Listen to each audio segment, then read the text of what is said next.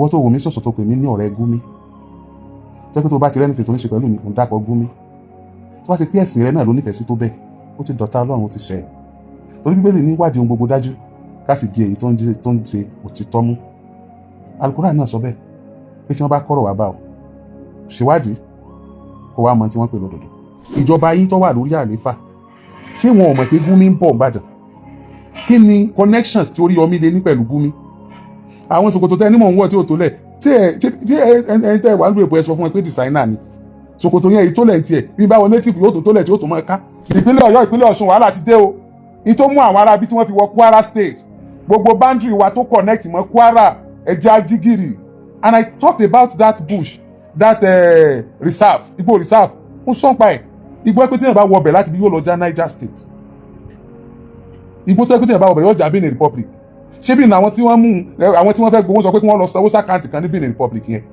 ṣé ẹ̀ tí wọ́n bí tán ti wá bẹ́yẹn àìní sọ pé kí wọ́n lọ sanwó sákàǹtì kan ní Benin Republic yẹn ìgbà yẹn mò ń kígbe nítorí pé tó wọ ẹjú lẹ́rù ń bà àwọn tí wọ́n rèsì pa àwọn rí mi pẹ̀lú Gumi ìní gbọ́ o tẹ́ ẹ bá bẹ̀ mí lórí yẹn ní ìní gbà o ẹ jọ̀ọ́ ẹ jẹ́ ká mú evidence wọn jáde tásìkò bá tó ẹ má sọ pé mo fọlọ́pàá gbé yàn lórí yẹn okay ọ̀pọ̀lọpọ̀ ebú ni wọ́n ti bú mi ọ̀pọ̀lọpọ̀ ọ̀rọ̀ ni wọ́n sọ mi ní heart on that ọ̀rọ̀ Gumi I will act on it mo ti serve mo ti pay deal mi mo ti serve community mi mo ti serve nation mi mo ti serve state mi beyond in fact beyond normal mo ti put life mi on the line láti serve masses DSS gbé mi nítorí pé mo ń jà fún pé ìjọba ò san salary wọ́n ti lé ẹ̀mí mi kiri nítorí àwọn tí ó jẹ́ pé gbà tí wọ́n bọ́ kúrò nínú ìṣòro yẹn wọn àmọ́ lé mi wọn rántí mi mo dẹ̀ tún ṣe lọ àsìkò ilẹ̀ yìí wá relate mi Oriyomi Hamzat mọ́ Gumi gbogbo ẹni tó bá sọ ẹ jọ̀ọ́ o kó lè dá yín lójú evidence yẹn kan mú wá kémi náà lè dákẹ́ pé lóòótọ́ ni mo wà pẹ̀lú Gumi ọ̀rọ̀ dàbí ẹ̀yìn tí ẹ̀yìn ò bá pọ́n dáadáa kò ṣeé yọ kúrò lára ṣọ̀ṣọ̀ kò kí ń rọrùn láti yọ ọwọ́ á máa gún ṣọṣọ ọwọ́ á máa ṣẹ̀jẹ̀ ṣùgbọ́n tí àsìkò bá tó pẹ̀lú rọrùn ìyẹn á yọ kúrò lára ṣọṣọ ó dàbí pé èní ni àsìkò ọ̀rọ̀ tó mo bẹ̀ gbogbo ẹ̀yin tí ẹ jẹ́ mùsùlùmí àwa tí a jẹ́ mùsùlùmí mọ́ gbogbo àwa tí a jẹ́ kìrìsìtẹ́nì mo sì bẹ̀ gbogbo àwa tí a jẹ́ oníṣẹ̀ṣe wípé bákan náà mo bẹ̀ gbogbo ẹ̀yin free thinker àwa táwa ti ẹ̀ nígbàgbọ́ nù kankan ẹ̀ ní bínú torí pé ọ̀rọ̀ tí mo fẹ́ sọ yìí yóò ta bá gbá yóò ta bá wò ọ̀ràn yẹn sì ni kí n sọ báyìí torí pé àkókò rẹ̀ ti tó lákòókò tí mo fẹ́ sọ yìí kò lè kàn mí lẹ́yìn kò lè ta mí lẹ́nu bẹ́ẹ̀ ni kò lè bó mi lẹ́nu mo sì fẹ́ kí a fi ara balẹ̀ dáadáa láti gbọ́ mi mo kọ́kọ́ kí gbogbo àwọn bàbá wa oníṣẹ̀ṣe àwọn tó ń ṣèṣẹ̀ṣe bí a ṣe bá àwọn oníṣẹ̀ṣe wọn kì í wà aggressive wọn kì í fa wàhálà àwọn babaláwo àwọn ọlọ́sàn àwọn ẹlẹ́rìndínlógún wọn kì í jàjà ẹ̀sìn àwọn àgbà àfáà náà tọrọ yé ní jàjà ẹ̀sìn àwọn kìrìsìtẹ́nì tó jẹ́ àgbà kìrìsìtẹ́nì ní jíjà ẹ̀sìn ó dàbí pé àwọn onígbàlódé tó ń wọnú mẹ́tẹ̀ẹ̀ta àwọn ni wọ́n ń dá wàhálà lẹ̀ ní ìwà báyẹn wá ní nǹkan bí oṣù díẹ̀ sẹ́yìn mo sọ̀rọ̀ kan lórí ayélujára tí mò ń sọ bẹ́ẹ̀ pé kí àwọn tí wọ́n bá láwọn rí mi pẹ̀lú Gumi kí wọ́n tọ́jú evidence wọn by now mo ti expect láti rí evidence wọn but mi ò tí ì rí evidence àwọn kan wà tó yẹ pé máìdí wọn ti wà zeal tí mo ṣe ń sọ̀rọ̀ yìí wọ́n lè máa sọ pé you go explain tire ẹ̀yin kọ́ ni mò ń explain fún I'm trying to set the record straight. That is why I'm here to narrate my encounter with Gumi. Mo ní ọdún 2015 ó di ọdún 11 lọ́dún yìí tí mo ti ná owó mi láti fi tọ́jú àwọn ọmọ aláìní tí mo gbé mọ́tò jáde màá máa lọ sí abẹ́ bíríìjì Ìwó road màá lọ sínú ọjà Bódìjà màá lọ sínú ọjà Gbági màá lọ sálẹ̀sìn lọ́yẹ́ màá lọ sí Alágolo màá lọ sábẹ́ bíríìjì Mọ́kọ́lá àti bẹ́ẹ̀ bẹ́ẹ̀ lọ màá máa sa àwọn ọmọ tí ò sún lékiri mo máa ń bọ́ síta ní aago 10 alẹ́ màá wà níta di aago 12 tó bá di ọwọ́ aago 12 kọjá lọ sọ́wọ́ aago 1 òru ni màá máa rí àwọn ọmọ náà tí màá dẹ̀ máa sà wọ́n, màá kó wọn lọ sílé, màá lọ máa tọ́jú wọn. Inú ilé tí mò ń gbé pẹ̀lú èmi àti ìyàwó mi ni mo kọ́ máa ń kó wọn lọ àtàwọn ọmọ mi. Mo dá àwọn ọmọ yìí pọ̀ mọ́ àwọn ọmọ mi tèmi gangan bí, mo dẹ̀ ń tọ́jú wọn. Mo rántí ọjọ́ kan tí mo ní ṣíṣe mo ń ṣe ìrántí màmá tó bí mi, mo ń ṣàdúrà fún wọn. Alájà Akéwùgbà Gold wọ́n wá sílé ọ̀dọ̀ mi, wọ́n wá ń ṣàdúrà, wọ́n wá rí àwọn ọmọ tó pọ̀ tí wọ́n tú jáde nínú ilé mi. Wọ́n ní kí ló ṣẹlẹ̀? Ìwọ rẹ ti rí àwọn ọmọ yìí? Mo ní àwọn ọmọ tí mò ń ṣàkiri lábẹ́ bíríìjì ni. Wọ́n ní wow, àwọn tó ń ṣerú tẹ́ ń ṣe yìí wọ́n lè da àwọn ọmọ yẹn pọ̀ mọ́mọ́ tiwọn. Mo ní àwọn ọmọ mi àtàwọn ọmọ yẹn wọ́n jọ ń jẹun bìkan náà. Ṣé àwọn tí wọ́n sọ pé 2015 ni mo bẹ̀rẹ̀? Ìgbà tó di 2017 ìkan nínú àwọn ọmọ yìí kú. Torí ẹ̀ ni ọ̀rọ̀ ọmọ yẹn ni wọ́n yí mọ́ mi lọ́wọ́ ńgbà yẹn tí mo fi lọ sẹ́wọ̀n alákọ̀ọ́kọ́ tí mo lọ nítorí àwọn ọmọ yẹn. Àwọn tó wá ń kí mi lọ́gbà ẹ̀wọ̀n tán bá fún mi lówó, màá wá tún mú owó tí wọ́n fún mi, màá wá fi ránṣẹ́ sílé kán máa bá mi fi tọ́jú àwọn ọmọ yẹn. Nínú àwọn ọmọ tí mò ń tọ́jú táàrí òbí wọn, ìkan nínú ìyá wọn sì lọ sí ẹ̀gbẹ́ ilé tí mo ti ń tọ́jú wọn. Ó sì ní kọ́ ọmọ rẹ̀ ju ẹrù síta látòrí fẹ́ǹsì, ó sì mú ọmọ rẹ̀ lọ wípé bí mo bá lè kú síbi tí mo wà kí n kú síbẹ̀. Gbogbo àwọn ẹbí mi pè mí gbà yẹn pé pẹ̀lú ìṣẹ̀lẹ̀ tó ṣẹlẹ̀ kí n gbájúmọ́rọ̀ ayé mi, kí n má gbé bùkátà tí kìí ṣe tèmi, kí n má gbé rù mọ́. Mo gbọ́ ohun tí wọ́n sọ lóòótọ́, ṣùgbọ́n mi ò lè tẹ̀lé nítorí pé n tó wù mí láti ṣe ó ní kí n máa nu omijé nù lójú àwọn tó bá kù díẹ̀ káàtó fún. Ó wáyé kẹ́ bi mí léèrè pé ìgbà tí mò ń sa àwọn ọmọ ńta tí mò ń mú wọn, ǹjẹ́ mo tiẹ̀ béèrè ẹ̀sìn wọn bí? Àbí mo béèrè ọmọ ìlú tí wọ́n jẹ́? Rárá o, mi ì béèrè ẹ̀sìn tí wọ́n ń ṣe, mo kàn ń mú wọn ni randomly, mo dẹ̀ ń lọ tọ́jú wọn. Torí mo ti ń sọ̀rọ̀ lọ́wọ́lọ́wọ́ yìí, orí Twitter ń gbóná lọ́wọ́, mò ń trend lọ́wọ́ ń bẹ̀ tí wọ́n ń pè mí ní oníṣẹ̀ríà, tí wọ́n ń pè mí ní alákatakítí. Lóòótọ́ ni mo jáde fún ipò òṣèlú, ṣùgbọ́n ẹgbẹẹgbẹ̀rún èèyàn ò lè gbé mi wọlé ipò bọ́lọ́run ò bá ṣe tán. Bọ́lọ́run bá sì ṣe tán, ẹgbẹẹgbẹ̀rún èèyàn ò lè já mi bọ́ wípé kí n má débẹ̀. I am not a desperate person. Mo kàn máa ń wà determined lórí gbogbo tí mo bá fẹ́ ṣe ní tí mo rí kí n kojú ń bẹ̀. Àwọn ọmọ tí mo wá ń ṣàjọ yìí, ilé tí ẹnìkan fún wa ńgbà náà nígbà tí wọ́n pọ̀ jù lé mi lọ, tá a kó wọn sí, ó ní space lápá ọ̀tún, ó tún ní space lápá òsì. Mo wá bọ́ sí apá ọ̀tún tó wà, apá ọ̀tún space yẹn mo yọ mọ́ṣáláṣí síbẹ̀, apá òsì mo yọ church síbẹ̀. Báyìí láti máa ń ṣe. Tó bá di àárọ̀ láago 5, wọ́n á pè òun.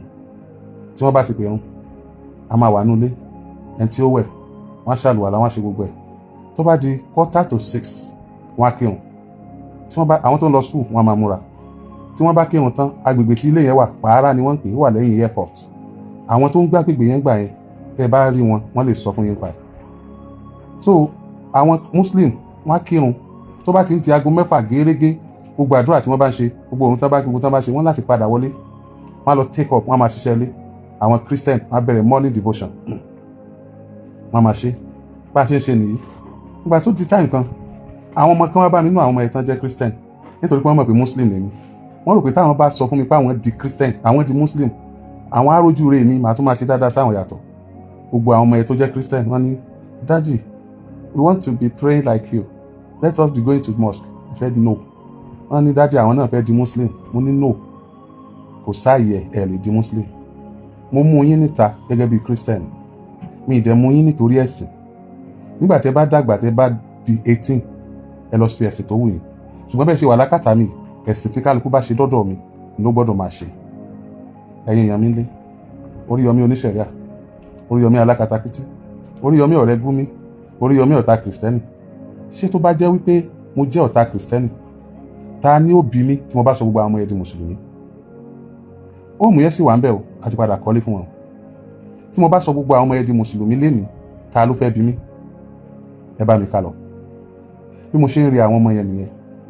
Mo ti ní 7 tẹ́lẹ̀, mo ti ní 12 nínú àwọn ọmọ yẹn báyìí tó ti wà ní yunifásitì.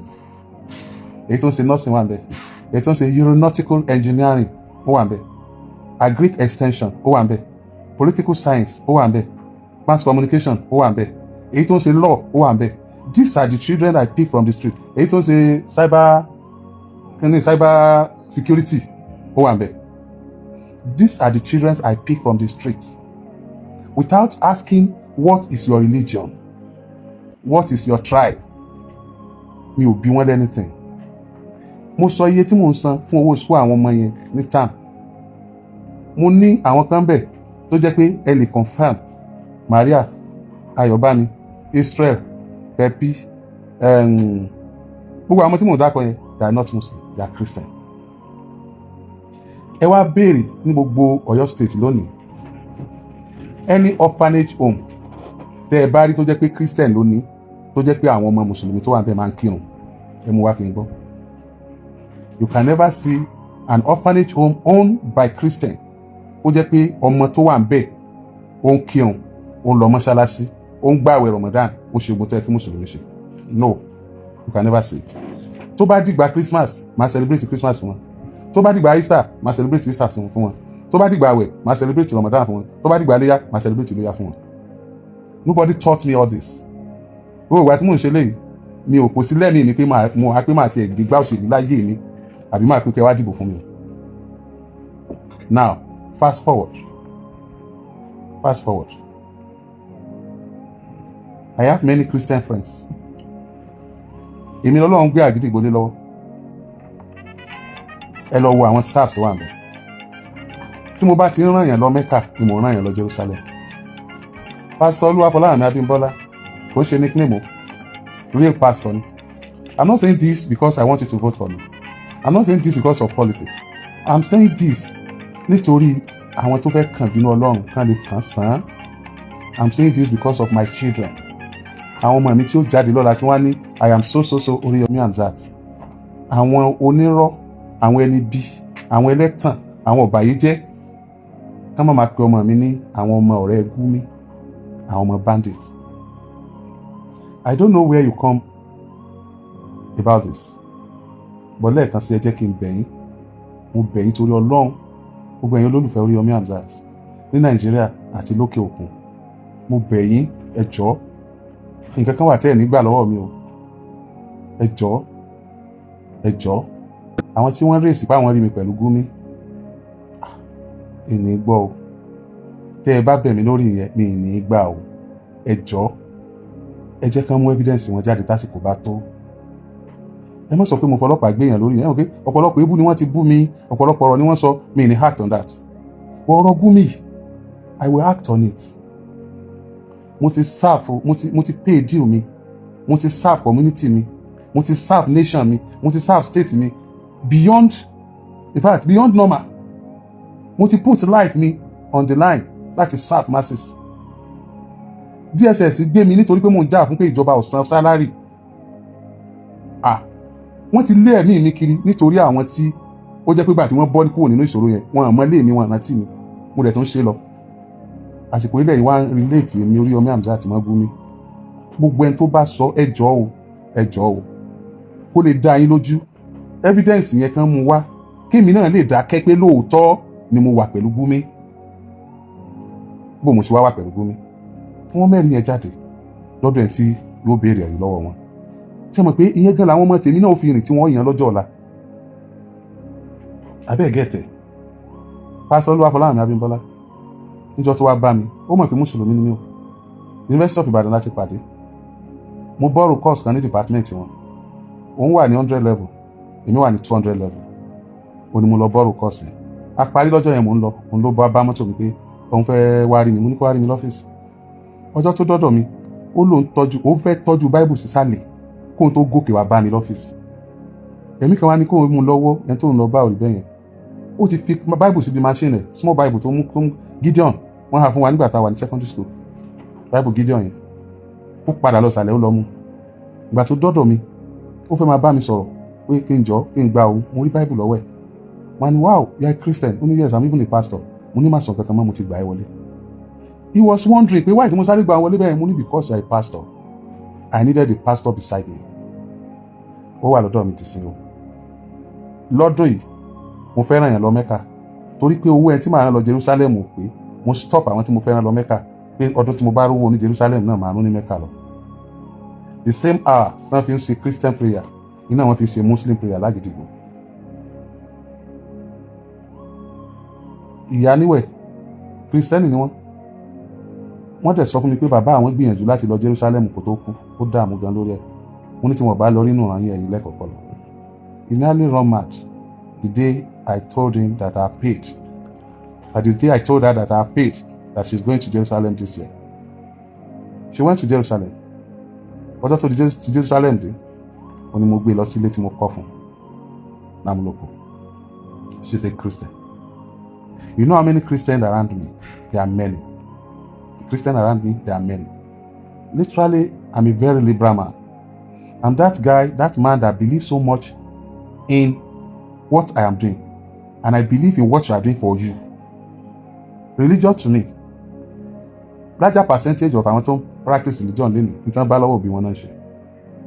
Èmi dẹ̀ nígbàgbọ́ kan pé wèrè èèyàn ló máa ń jà sẹ́sìn ni ó sọ̀rọ̀ rẹ̀ dọ̀tá nítorí ẹ̀sìn, nítorí pé Ọlọ́run tá à ń sìn ó ní agbára láti ṣe gbogbo ẹ̀sìn lẹ́yọ kan, òun fúnra rẹ̀ ló ṣe tó wù. So anybody tó bá ń pé egbò yẹn gbọ́dọ̀ ṣẹ̀sìn òun, Ọlọ́run gan ló ń bájà, Ọlọ́run ló ń question, kò kí ń ṣe tó ń question yẹn because ó yí Ọlọ́run ju everybody lọ. Ẹ̀yin èèyàn mi, ẹ̀yin olólùfẹ́ òdodo, human rights fighter Oriyomi, pure activist from the blood and humanity first before any other thing. Mo wo Bible dáadáa, mo wo Quran dáadáa, mo rí wípé ibi tá a ti lè gbà ṣe Ọlọ́run jù ó ní látara ara wa. Ìwọ tó wò mí sọ̀sọ̀ tó pè mí ní ọ̀rẹ́ Gumi, jẹ́ pé tó bá ti rẹ́ni tètò ní ṣe pẹ̀lú mi, òun dákọ̀ Gumi.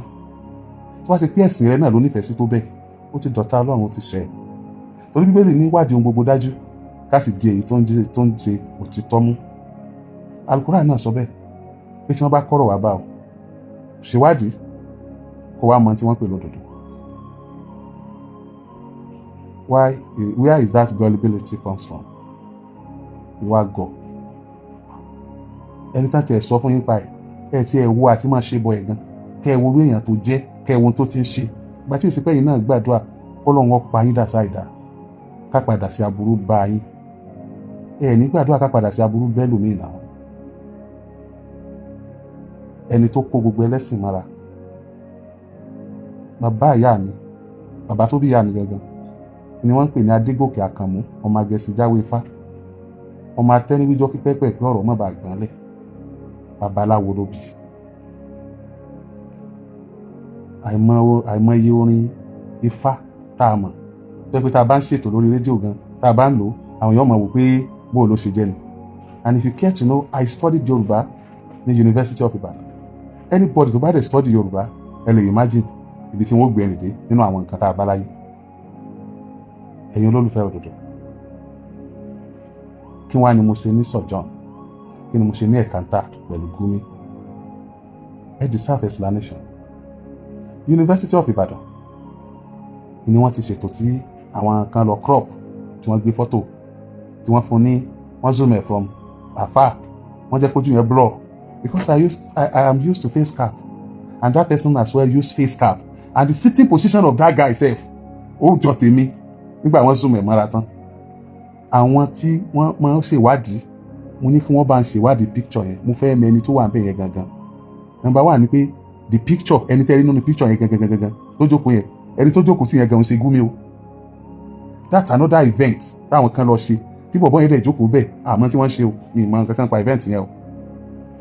Òun ni wọ́n gbé wá, tí wọ́n wá crop picture yẹn, tí wọ́n ń pe bọ̀bọ́ yẹn tó dé cap, tí wọ́n ń pe Oriyomi Hamzat, tí wọ́n lé mi Oriyomi jókòó pẹ̀lú Gumi. Níjọ́ mo ti dáyé, ìrìn Gumi rí. Number one náà àwọn tó máa ń criticize Gumi, àwa lélẹ̀. I'm a broadcaster, for crying out loud. I'm a broadcaster, professional broadcaster, not just broadcaster. I'm even a media executive, one of the media executives to reckon with in southwestern part of the country. Mo jẹ́ kan nínú wọn. Ẹ má ṣe mistake, ẹ má ṣàṣìṣe. Àwọn èèyàn ní kí n má máa fáwọn èèyàn lé sí mọ́. Eléyìí ó dàbí pé eléyìí nítorí àwọn ọmọ mi, torí ọjọ́ ọ̀la wọn, mú láti fún yín lésì. I could remember very well. From the marketing department to news department, I was not even aware of it. Láàárọ̀ ọjọ́ yẹn, mo rí bọ̀ wálé, àwọn bàrà láti wọ́n kó OB material wa, that is outside broadcasting equipment. Wọ́n kó sínú Agidigbo van. Níbo lẹ́ ń lọ? Wọ́n láwọn lọ UI. Kí ló ṣẹlẹ̀? nílẹ̀ lọ ṣe nílé ìwé wa wọ́n láwọn ń lọ sí this event center tó wà nínú UI conference center wọ́n ní àwọn muslim ṣe program kan bẹ̀ wọ́n dẹ̀ invite àwọn káwọn wá cover ẹ̀ wọ́n ti sanwó fún marketing ok láyọ̀lẹ́lò I don't know anything about the program ìmọ̀ tó ń ṣe ìmọ̀ ìta pè mo dẹ̀ jókòó mo dẹ̀ ṣe tèmi lọ mo kúrò níbi iṣẹ́ mo tún lọ bò mí bọ́ ìgbà tó di àárọ̀ ọjọ́ kejì mo wá fún ṣókàn wá no astagfirullah wọ́n ṣe program yẹn lọ́wọ́ ibò wá lépè ní pé ọ̀gá mo máa rí kankan bí o mo ní kí ló ń sọ ṣé ẹ lè bí ìpè Gumi wà bí sa mo ní Gumi ẹjẹ́ máa sábọ̀ ó ní ó fọ́ nìkan o mo ní báwo ló ṣe ń wò èmi mo fẹ́ mọ̀ nípa ẹ̀ mo fẹ́ mọ̀ tí wọ́n ń sọ mo fẹ́ mọ̀ bóyá is a woman be like us èmi gan ẹ̀rù bá èmi náà bó ṣe sọ pé òun rí Gumi báwo ló ṣe rí báwo ló ṣe ń wò tó sọ̀rọ̀ tó ṣe ó ní ó dà kó máa sọ̀rọ̀ nínú àwọn VIP tó wà níbi àwọn olówó pé ó ní àwọn muslim ní what are they saying ó ní ọ̀gá jẹ́ndé àríra mọ́ lọ́jọ́ yẹn ìgbà tó dára ọjọ́ kejì èmi wà lórí set fún ṣókànwá yẹn ni mò ń ṣe lọ́wọ́ wọ́n wá ní pé ẹ̀yin èèyàn wa kò sínú pépà gan mo lè má sọ̀rọ̀ kan pé àmọ́ tó ń ṣẹlẹ̀ o Gumi wá sí University of Ìbàdàn lánàá o wọ́n ṣe event kan bẹ́ẹ̀ o fẹ́ bá lọ́lá ní Gumi wá ṣé Gumi ọ̀yẹ́ kó wá ni ṣé Gumi jẹ́ kínní ni ṣé Gumi ṣe kínní kan ni ó ní Gumi wá bẹ́ẹ̀ mú nígbà ilé Gumi padà Saudi Arabia tíjọba òbí léèrè ó lágbára jùjọba lọ́nìí mo ní ọlọ́pàá gan tún sin Gumi wá bẹ́ẹ̀ Gumi ní ọdílé ọlọ́pàá ti ń sọ kí ni Gumi wá ṣe UI èmi ni mo rí ìṣẹ̀ èmi ni mo ń question is coming down there that day wọ́n á ní kí wọ́n bá mi pe ọmọ tó lọ wá wọ́n wá lọ pe Bọ̀wálé wá sórí show ó wá ń give report ibi tí mo ti sọ̀rọ̀ pé Gumi wá UI kódà àwa ń bẹ̀ tí mo rí bá sí is our radio station àwa la cover gbogbo tẹ́ ń sọ lẹ́nu pé kìnnìkan ṣẹlẹ̀ papọ̀ it is because we covered Gumi's presence ló jẹ́ kí ọ̀pọ̀lọpọ̀ àwọn tẹ́ mọ̀ pé Gumi wá UI gan mọ̀ pé Gumi wá it was because we exposed his coming. I was not there. I did not know Gumi. I don't know anything about the program. But I used that program that day to question federal government that àwa tá a ti ń sọ pé Gumi ọ̀dà ṣé àwa la mọ̀ tá à ń ṣe ni àbíjọba ni òun mọ̀ tí wọ́n ń ṣe. Pé why tí Gumi ṣe ń rìn freely nítorí ẹ̀fà tí mo fi question kìíní ẹ̀ lọ́jọ́ yẹn ni pé ọlọ́pàá tẹ̀lé báwo lọ́lọ́pàá ṣe ń láti máa tẹ̀lé Gumi and perspective gbogbo àwa ọmọ Nàìjíríà perspective ṣàfihàn wò ni pé Gumi I'm sorry o Gumi is a criminal because Gumi ló ní link àwọn bandits Gumi ní lọ́mọ bá wọn Gumi ní máa ṣe gbogbo ẹ̀ àwa wà comfortable with that àwa wò pé ẹni táwa wà comfortable with ọlọ́pàá ń sọ òun náà tún wá sọ ń bẹ̀ lọ́jọ́ yẹn pé gbogbo ohun tóun ṣe níjọba mọ̀ sí pé tíjọba ò bá mọ̀ sí sọlọ́pàá ìjọba mọ̀ fọlọ́pàá sọ òun wọ́n mọ̀ tẹ̀lé òun káàkiri peter and question yẹn lórí program yẹn wọ́n wá pe Bọ̀wálé wá pé kí Bọ̀wálé wá fún wa ní report tó ṣẹlẹ̀ ńbẹ̀ ibẹ̀ ni Bọ̀wálé ti sọ ogun tó sọ òun o àwọn èèyàn ọ̀tọ̀ lójú tán fi ń wo òun rọ́ǹkì ní wọ́n nípa àwọn nǹkan kan èmi wá bí Bọ̀wálé léèrè pé ká lè ní wà bẹ́ẹ̀ lọ́jọ́ yẹn ìbéèrè tí n bá bí ni pé ẹ̀sà ìbéèrè méjì mo ní fún yín o kí ló dé tí wọ́n lè yín padà ní Saudi Arabia ìlú ẹlẹ́sìn sáà ní Saudi Arabia tó wá sí gbogbo tẹ̀ ń ṣe yẹ̀sìn náà ni kí ló dé tí wọ́n wá lè yín padà ní Saudi Arabia tí wọ́n jẹ́ wọlé ìbéèrè àkọ́kọ́ nù ìbéèrè ẹlẹ́ẹ̀kejì ni pé gbogbo àwọn tí ń jiyàn gbé bóun ló ṣe jẹ́ pé ẹ̀yin lẹ gbọ́ èdè wọn ẹ̀yin lẹ mọ̀ ọ̀dọ̀ wọn ẹ̀yin lẹ mọ̀ ibi tí wọ́n wà Bọ̀wálé wá ń sọ fún mi pé wọn jẹ́ káwọn béèrè dáadáa pé it's like one doctor àwọn questions táwọn béèrè ni wọ́n á ní èmi Oríyọmí wàláì ǹjẹ́ wọ́n bá gbà láàfún ìbéèrè tí ń bá wà ń bẹ̀ gbọ́dọ̀ wọ ẹyọ kan kódà kí n béèrè kọ́ mọ́ dá mi lóhùn ayé ò rí pé mo béèrè that was what I said and that was all I knew about Gumi. ìwà àmúgbà tẹ sọ pé èmi ni mo invite Gumi now ẹ wá já bọ́pọ̀ lọ́wọ́ sọ̀rọ̀ bí Gumi tí gbogbo wa wò bí criminal Gumi tí a rí bíi pé problem wa ni ọdún kelo ní tí a ti rí Gumi bíi problem wa ṣé ìjọba wa gbọ́ pà ń complain láti jọ ìbá Gumi ní federal government ò fi ṣe nǹkan kan lórí Gumi dé òní tó fi jẹ́ pé instead ọlọ́pàá ni wọ́n fi ti Gumi number one yẹn number two ní 2014 tí mo lọ sí first hajj mo rántí àwọn bàbá wa kan akóra wa lọ sínú Kaaba mosque ibẹ̀ à ń lọ ṣe prayer àwa tòjọba ẹ̀ sẹ́ni bí tá a ti tòjọ́ tá a jókòó yẹn wọ́n dá wa láàmú ìgbà tó yẹ èèyàn kan pupa ó join wa bóyá Iraq ló ti wá bóyá Iran ló ti wá ni ó join wa àwọn ọlọ́pàá àbẹ̀ wá kíákíá wọ́n lè tú wa ká a tún lọ bòmí àjókòó ọ̀bọ̀bọ̀ yẹn kò sí pẹ̀lú wa wọ́n tó fi wálẹ̀ ìgbà tí ọ̀bọ̀ yẹn join wa wọ́n tún tú wa ká mo wá béèrè lọ́wọ́ àwọn ẹ̀mí ìdẹ́gbẹ́tẹ̀ tí wọ́n sọ pé kí ló tán tú wa ká tí èèyàn pupa bá ti join wa ṣé wọ́n fẹ́ kí èèyàn pupa darapọ̀ mọ́ wa sáwà dúdú òwúlò lójú wọn ni ó wá dá mi lóhùn ẹni wá dá mi lóhùn pé àwọn pupa tán tú ká yẹn àwọn tán pupa tó darapọ̀ mọ́ wa lọ́yẹ̀ kan tú wa ká nítorí pé àwọn pupa yẹn nígbà kan wá láti Iraq àbí Iran wọ́n rí wọn bí agbésùnmọ̀mí alákatakítí tẹ́ pé wọ́n lè dá wàhálà lẹ̀ wọ́n wá bíi pé tán bá ti jókòó tí wọ́n ṣèjọba yìí wọ́n ń hun wàhálà ni kì í ṣe pé wọ́n ń ṣe nǹkan míì but àwa dúdú wọ́n mọ̀ pé àwa ò fa wàhálà mo ní wá o now mo wá rí létò ọ̀rọ̀ yẹn mọ́ bọ́n ṣe dá Gumi padà ní Saudi wọ́n ṣe Saudi ṣé kìí ti ní report enough report nípa Gumi pé kán mọ̀ wá pé mọ̀ kó bandits wọ ìlú àwọn náà ṣe dá Gumi padà gbogbo táwọn analyse lórí program yẹn nìyẹn pé nígbà tó dé láti Saudi kí ló dé tí federal government tó summon ẹ̀ àbí kán question ẹ̀ pé wọ́n dá padà ní Saudi then tó bá jẹ́ pé federal government mọ̀ pé Gumi wà okay Saudi ni ò wà okay international relation wa ti ní issue nìyẹn diplomatic relation kí ló dé tí wọ́n communicate Saudi kan question wọn pé kí ló dé tí wọ́n dá diplomat àwọn tán dá padà ìkànnì àwọn èèyàn àwọn dáadáa pé àgbọ̀n kankan bẹ̀ ó dẹ̀ dákẹ́ bẹ́ẹ̀ lórí àwa ní táwa ń question nìyẹn in fact ìtẹ́yìn gan tẹ́ mọ̀ wá bú lórí social media yìí ò lè bìjọba àwa là ń bi wọ́n fún wa ládẹ̀ ti bi wọ́n lọ́pọ̀lọpọ̀ àwọn nǹkan bẹ́ẹ̀ yẹn kì í ṣe kó rọrùn àwa náà máa ń pè fún a máa ń lọ́ta láti bẹ̀ wọ́n á máa fìyà jẹ wá láti bẹ̀ bọ́ a nígbàgbọ́ nínú òdodo la ṣe ń bi wọ́n ẹ wá tún jẹ́ ń gbé yín débẹ̀ tó fi jẹ́ pé ìròrí wa á jẹ́ òkun díẹ̀ sí now ẹ ń sọ pé àwọn kan gbé Gumi wá UI ọ̀rọ̀ ìjọba àpapọ̀ mo sọ yẹn ṣé àgbẹ̀ federal government ló ní University of Ìbàdàn wọ́n dẹ̀ ní management wọn in fact wọ́n ṣe ń ṣèjọba ní University of Ìbàdàn ayé mi ni tí wọn bá fẹ́ wọn fẹ́ nìyẹn tí wọ́n bá fẹ́ wọn fẹ́ nìyẹn èmi náà ṣe program University of Ìbàdàn rí ibẹ̀ ni mo ṣe anniversary 4th anniversary Àgídìgbò àtúnṣe àwọn program mi náà bẹ́ẹ̀ tó o bá fẹ́ ṣe program University of Ìbàdàn wọ́n á gba details program tó fẹ́ ṣe ní conference center yẹn wọ́n á mọ everything pa details tó fẹ́ ṣe ṣé University of Ìbàdàn mọ̀ pé Gumi bọ̀ before that day àwọn VVIP tán submit fún wọn tán bá wọn sọ̀rọ̀ nípa ẹ̀ ṣé wọn mọ̀ pé Gumi wà ń bẹ̀ ń bọ̀ ni ṣé security report to state government kò jẹ́ kí o fún wọn ní feedback pé Gumi is coming to Ìbàdàn state government lè sọ pé Gumi máa wà state òun náà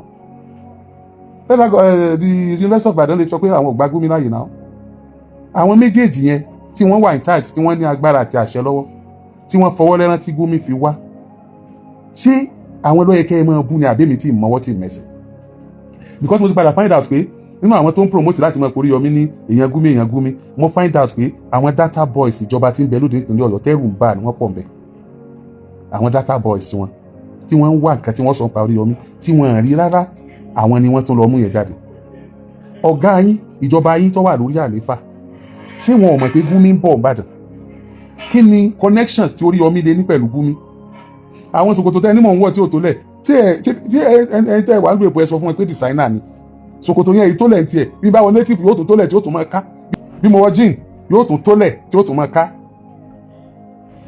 This one is telling me about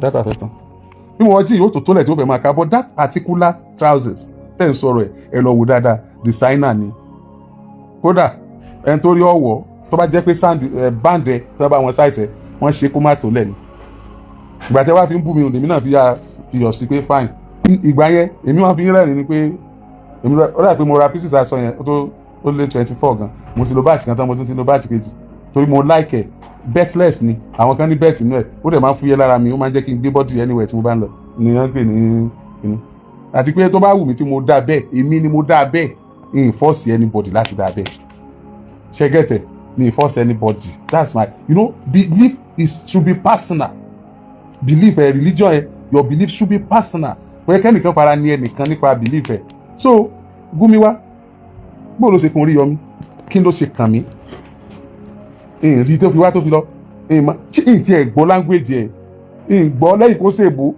kí ni ó fẹ́ pawápọ̀ kí ni you don't understand what is going to be our relationship myself and Gumi what's the relationship where do we meet kí ló lè jẹ́ ká meet gangan but the question is this part of the world most especially ilẹ̀ Yorùbá a máa ń ṣeré púpọ̀ ọ̀rọ̀ òye wa rárá gullibility wa dey high lórí social media very high once again let me tell you this I am not a politician and I will never be I am coming to serve my people of course I don't have any problem if you say no if you say yes I don't have any problem with that my òsì wàhálà kankan so don't bother to come for me nípa tí ò sí nílẹ̀ no I cannot play that game I'm not part of you that does it now look ẹ jẹ́ ká ronú sí ẹ mọjọ́ tí àwọn bandits àwọn Fúlàní tí wọ́n ti ń dà wọ́n láàmú ní Ondo State ẹ mọjọ́ tí wọ́n ti gbé ọmọ tí wọ́n ti pa ọmọ bàbá Afẹ́nifẹ́re yẹn ẹ rántí tí bá fẹ́ sí gómìnà ìpínlẹ̀ Ọ̀yọ́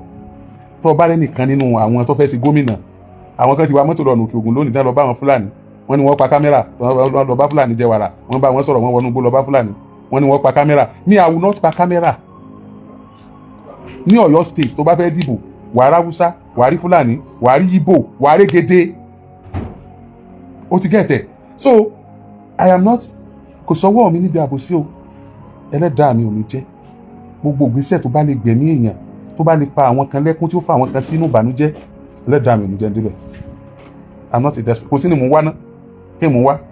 Now, nígbà tí wọ́n ṣe iṣẹ́ aburú tí wọ́n ṣe ní Ògbómọ̀ṣọ́ ní Oríire local government, èmi ń sunkún sínú, mo tún sun síta. Mi ò lè wo kíní ẹ̀ tí mo bá ti rí màá wọ́ sókè torí màá máa sunkún ni, nítorí connections tí mo ní pẹ̀lú àwọn ọmọ kékeré ó high, mi ò lè control ẹ̀. Tí mo ṣe wáyé, tí mo bá wà nínú ilé tán tí ń tọ́jú ọmọ kékeré tó bá ń sunkún, tí ìyá rẹ̀ ò tètè dá lákẹ́ kó fún ní tó fẹ́ kó fún lóúnjẹ, orí á máa fọ́ mi, màá ní problem, màá sá jáde torí pé kún ọmọdé ó máa ń gbọ̀n mí lẹ́kún, ó máa ń pa mí nígbe, ó máa ń dàbí ìnira pé ọmọ kékeré ń sunkún. Èmi ẹni màá wà níbi tí wọ́n ti ń ṣàbùrú fún ọmọ kékeré. Ọlọ́run, wọ́n sọ mí dìdàkudà, wọ́n jẹ́ ń dìdàkudà, wọ́n gbé mi ojú òpó yẹn, wọ́n jẹ́ ń débẹ̀ láyé mi. Àwa ń sọ̀rọ̀ nípa pé àwọn olórí burúkú yìí tí wọn ò ní gúnlẹ̀ ayọ̀ yìí, à ń sọ pé wọ́n wá sí Ìbàdàn, àwọn wá sọ̀yọ́ state, wọ́n wá kó àwọn èèyàn wa lọ. Ẹnìkan wá ń sọ pé bí wọ́n gbé Gumi wá, bí Gumi. Why are you behaving like this? Is it about Gumi? Fine, Gumi ò da, Gumi kò sí, èmi ò gbá tiẹ̀, èmi ò fara mọ́. Àwa náà fẹ́ kí ìjọba ó tiẹ̀, mo ti ìjọba ọba mọ̀ sí gbogbo wàhálà tí ń ṣẹlẹ̀ yìí, kẹ́kọ̀ọ́ bá mú Gumi kan bí léèrè. Bóyá tán bá tọ́jú ẹ̀bí kan lóòótọ́, bóyá wàhálà yìí ó wálẹ̀ díẹ̀, fine, no problem about that. But kí ló dé tó yẹ pé gbà mí, a máa fi ẹ̀tẹ̀ sílẹ̀, a máa palàpalàpà náà. The state level, security level, the state level, ṣé wọ́n relax jù ni àbí wọ́n ń fi wá ṣòṣèlú? Ẹ lọ wo Àgídìgbò, ẹ lọ wo ọ̀rọ̀ tí mo sọ nígbà tí a gbọ́ pé wàhálà ń ṣẹlẹ̀ ní Kwara State, nígbà tí wọ́n ń jí àwọn èèyàn kó ní Kwara State. If you are going to be faithful to yourself, go and check Àgídìgbò. You will blame so many people. You will blame so many people that are playing politics with everything around us. You will blame so many people you are clapping for today. They will have to sit on hot seats from the masses, asking them different questions. So if you want to say, I'm not mentioning name, but wọ́n mọ̀ra wọn. Ẹ bá wo àwọn programs tí mo ṣe ń gbà yẹn lórí sókàn wá. Mo ní ìpínlẹ̀ Ọ̀yọ́, ìpínlẹ̀ Ọ̀ṣun, wàhálà ti dé o. Ìpínlẹ̀ Ọ̀yọ́, ìpínlẹ̀ Ọ̀ṣun, wàhálà ti dé o. Ní tó mú àwọn arábí tí wọ́n fi wọ Kwara State, gbogbo boundary wa tó connect mọ́ Kwara, ẹja Jigiri. And I talked about that bush, that reserve, Igbo reserve. Mo sọ pa ẹ̀. Igbó pé tí èèyàn bá wọ ọbẹ̀ láti bí yóò lọ já Niger State. Igbó tó pé tí èèyàn bá wọ ọbẹ̀ yóò já Benin Republic. Ṣé bí àwọn tí wọ́n mú, àwọn tí wọ́n fẹ́ gbowó sọ pé kí wọ́n lọ sanwó sákàǹtì kan ní Benin Republic yẹn? Ṣé ẹ̀ tí wọ́n bí tán ti wá bẹ́yẹn? Àyìnà sọ pé kí wọ́n lọ sanwó sákàǹtì kan ní Benin Republic yẹn. Ìgbà yẹn mò ń kígbe nítorí pé tó wọ ẹjú lẹ́rù ń bà. Tó mú tí pressure fi pọ̀ ní Kwara State báyìí, wọ́n ní target. Then kí ni yóò délẹ̀ Yorùbá rí? Nígbà tá àti ní president gan nílẹ̀ Yorùbá, kò délẹ̀ Yorùbá rí. Ṣé a lè rí between the line ni pé ó ṣe jẹ́ pé ìgbà tí ìbò ń bọ̀ tó dẹ̀ jẹ́ pé ààrẹ Yorùbá la ní, ó ṣe jẹ́ gbà yẹn ni wọ́n wá penetrate wọ ilẹ̀ Yorùbá, tán wọ Ọ̀yọ́ state àmúlẹ̀ Yorùbá, tí wọ́n wá ń béèrè nǹkan tí ò possible lọ́wọ́ wa. Ó ṣe jẹ́ time yìí. Our security is porous. The same style tá à ń lò látijọ́ iná là ń lò. Bẹ́ẹ̀ làwa àwọn oníròyìn náà à ń expose security. Ọ̀pọ̀lọpọ̀ àwọn tá a gbójúlé orí social media náà ti ṣe securities. Níjọba bá sọ̀rọ̀, ó sá sọ̀rọ̀ tààrà ló fi fẹ́ ni. Kì í ṣe pé nǹkan kan tó wà spectacular ń ṣẹlẹ̀ lẹ́yìn. So àwọn sọ ẹ̀ ń ṣe bí Gumi wá, fine. Àwọn tó gbé Gumi wá, question wọn. Ẹ bá fẹ́ question wọn, ìjọba tó ń fọlọ́pàá tẹ̀lé Gumi, ẹ question rẹ̀, ẹ béèrè lọ́wọ́ ìjọba kí ni fọlọ́pàá tẹ̀lé Gumi sí, ṣé Gumi bó ló ṣe jẹ́? Kódà lásìkò tí ẹ kọ́ ọlọ́pàá kúrò lẹ́yìn gbogbo àwọn VIP, ọlọ́pàá sì wà lẹ́yìn Gumi. Ọlọ́pàá tẹ̀lé wá UI náà, mo wo fídíò yẹn náà. But torí Ọlọ́run, ẹ má bínú o. Ṣé ẹ mọ language yìí, you go explain tire? Fine. Bóyá àti ẹni tó ti tẹ̀ náà pé you go explain tire. Títí ẹ ti ṣe tí ó fẹ́ gbọ́. Àwọn tí wọ́n sọ pé mo gbé Gumi wá, wọ́n ó tún jáde báyìí, wọ́n máa sọ̀sọ̀kúsọ. Àlàyé tó yẹ kí n ṣe bí ọmọlúwàbí ni mo ti ṣe. Ẹ dẹ̀ jẹ́ kó wà ní record pé Oriyomi Hamzat, I am a lover of humanity. Humanity first, I'm a lover of mankind. Humanity first in whatever I am doing. I never met Gumi in my life. I don't know Gumi in my life. I never see Gumi in my life. I saw Gumi on Facebook lọ́jọ́ yẹn. And when I said Awambe, I'm referring to my radio station that was invited to cover the story, and it's the same my radio station that exposed whatever happens in that place.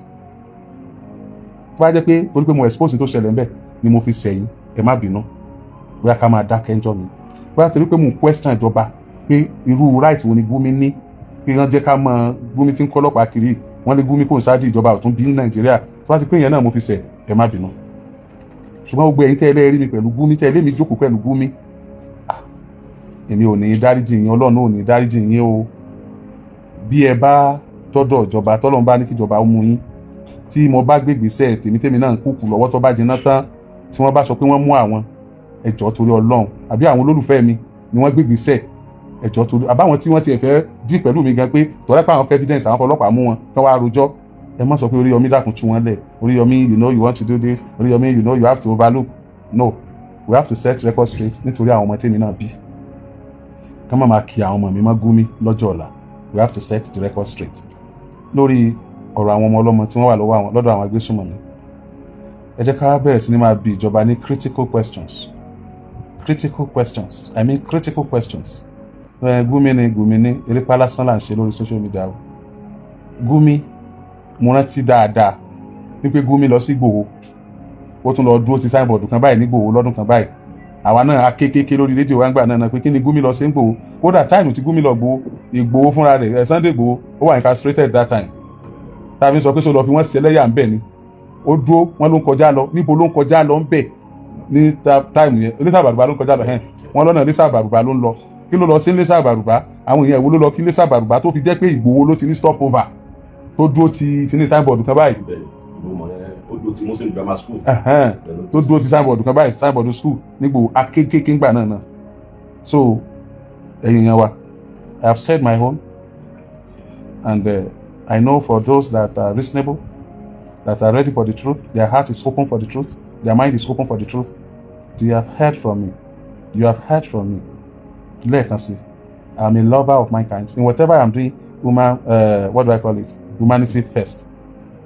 And about Sharia, ẹ̀sìn kálukú kó sí bó bá ṣe wù, ẹnìkan ò lè fara ní ẹnìkan nítorí ẹ̀sìn tiẹ̀. Bí mo ṣe wà yìí, kò lè máa pariwo lẹ́gbẹ̀ẹ́ window mi ibi tí mò ń gbé, kò ní òun ṣe tàjúdù kan lóru, bóyá ó jẹ́ oní àwọn ṣeúṣeú, ọ̀wọ́n kígbe ojoojúmọ́ ọmọ kígbe ń lọ bájọba, màá petition ẹ̀ jẹ́ ń sùn lóru. O sì ní máa ṣe sọ́jí lójoojúmọ́ lẹ́nu ẹgbẹ́ lé mi, ń petition ẹ̀ jẹ́ ń sùn lóru. Ọ̀tán ìyẹn nìkan ni. Ṣùgbọ́n pé bóyá ń wà mọ́ bẹ́ẹ̀ nìkan mọ́ bọ́nú ẹ̀sìn mi lọ́dà ju ìṣe rí láyé mi ò ṣe rí. Tí wà mí bá wù ẹ́ kó fẹ́ ṣẹ̀sìn mi, you are your own. Tẹ́sìn mi ò bá wù ẹ́, you are your own. Religion should be personal. A ti mú religion wá sínú public affairs jù. You are bringing religion to public affairs. Enough is enough. Enough is enough. Àwọn ọmọ mi tó wà ní orphanage home tí mo sọ fún yín pa wọn lẹ́ẹ̀kan. Ẹ̀yin Christians tẹ́ bá ní nọ́mbà Pastor Taiwo Òjó, tá máa ń sì sọjí orí afẹ́fẹ́, Pastor Taiwo Òjó, you should know him very well. He's a very popular pastor. Pastor Taiwo Òjó, ẹ lọ bi wọ́n léèrè pé kí ni wọ́n mọ̀ nípa Oriyomi Hamzat. Nígbà tí mo ti ẹ̀wọ̀n dé, àkókò ní létà ń gbé tí mo fi lọ sẹ́wọ̀n nítorí àwọn ọmọ yẹn. A kó wá sí àdúgbò kan tí wọ́n ń pè ní Emirates ní sáìdì ìyànà ìpínlẹ̀ tí a máa yà ní mọ́nà tán. Ọ̀nà yẹn tún lọ sí mọ́nà tán. A máa yà ní Ìwó road lẹ́gbẹ̀ẹ́ Bishop Phillips láti máa yà wọnú táfi dé Adọ́gba. Ibẹ̀ wọ́n pè bí tá à ń gbé yẹn gangan àdúgbò yẹn wọ́n pè ní Emirates. Ṣé wá rí church Pastor Taiwo Òjó, ẹgbẹ́ ẹ̀ la máa gbà kọjá, òun ló ṣe àbáńdì fẹ́ǹsì church pastor àti ti létà ń gbé ló fẹ̀gbẹ́ kanra wọn. Gbogbo tá a bá ń ṣe church yẹn la máa ń gbọ́ nínú ilé yẹn, nínú létà àgbà ní Emirates yẹn.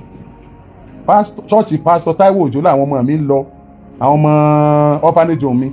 Tó bá wá di ọjọ́ Sunday, àwọn ọmọ yẹn tán bá fẹ́ lọ church, máa wá láti ilé mi, máa fún wọn lẹ́gba, máa kó wọn lọ church. Wọ́n ní àwọn tí jẹun àárọ̀, máa ní tẹ́ bá parí ìsìn ẹ wá jẹun. Màá ní tẹ́ bá parí ìsìn ẹ wá jẹun nílé. Church Pastor Taiwo Òjó ni wọ́n ń lọ. Ẹbí Pastor Taiwo Òjó. Táwọn ọmọ yẹn bá ṣẹ̀, pastor máa wá wọnú ilé wá bá wọn sọ̀rọ̀, wọ́n máa bá wọn sọ̀rọ̀ Ọlọ́run, wọ́n máa ń ṣe gbogbo ẹ̀.